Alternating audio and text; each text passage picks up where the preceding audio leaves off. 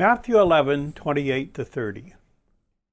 Come to me, all you who labor and are heavy laden, and I will give you rest.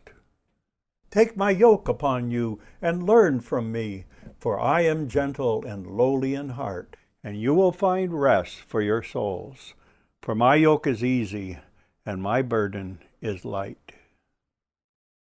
Certainly Jesus has every right to issue orders, but what we have here is an invitation. And it's an invitation with a reward. You will find rest for your souls. But there's something else, isn't there? Being yoked with Jesus necessitates going where he goes. Can we really say with the hymn writer, if Jesus goes with me, I'll go anywhere? Certainly Jesus began his public ministry on a great wave of popularity. Matthew's gospel tells us great multitudes followed him from Galilee and from Decapolis, Jerusalem, Judea, and beyond the Jordan.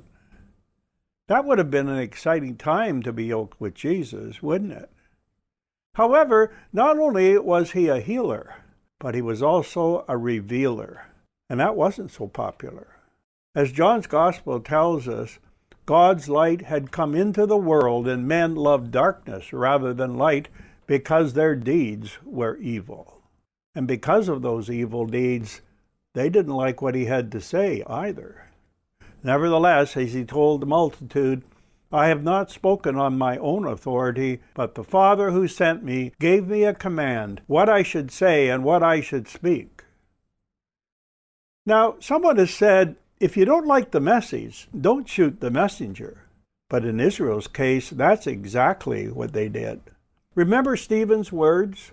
Which of the prophets did your fathers not persecute? And you killed those who foretold the coming of the Just One, of whom you now have become the betrayers and murderers. No, it's not always easy to be yoked with Jesus. In fact, John 6:66 tells us, from that time many of his disciples went back and walked with him no more. And that's when Jesus said to the 12, do you also want to go away? But Simon Peter answered him, Lord, to whom shall we go? You have the words of eternal life. Also we have come to believe and know that you are the Christ, the Son of the living God. No, they would not forsake that blessed yoke at any cost. And there would be a cost. As Jesus told them on the night before his crucifixion, if you were of the world would love its own. Yet because you are not of the world, but I choose you out of the world, therefore the world hates you. John 15:19. However, on that very same night he also said, peace I leave with you.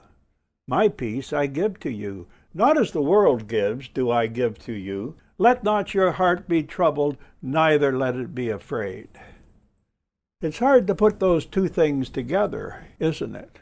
How can you bear Jesus' reproach and at the same time find rest for your souls? Well, we could ask the same question about Israel's conquest of Canaan. Certainly God hadn't minimized the opposition that second generation would face. Deuteronomy 9:1-2. Hear, O Israel, you are to cross over the Jordan today and go in to dispossess nations greater and mightier than yourself, cities great and fortified up to heaven, a people great and tall, the descendants of the Anakim, whom you know, and of whom you have heard it said, who can stand before the descendants of Anak? Yes, it was the same situation that their forefathers had rejected. And yet when God barred that first generation from Canaan, he said, they shall not enter my rest. No, he didn't say they would avoid a catastrophe. He said, they shall not enter my rest. Yes, they could have rested in God's sufficiency and inherited a land of milk and honey. And they could have done it with the same resources that were available to that second generation.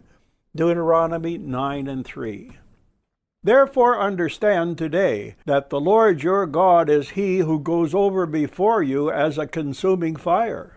He will destroy them and bring them down before you, so you shall drive them out and destroy them quickly, as the Lord has said to you. And that's why Jesus can promise rest for our souls. Yes, my yoke will be easy, and my burden will be light, because I will be there, even to the end of the age.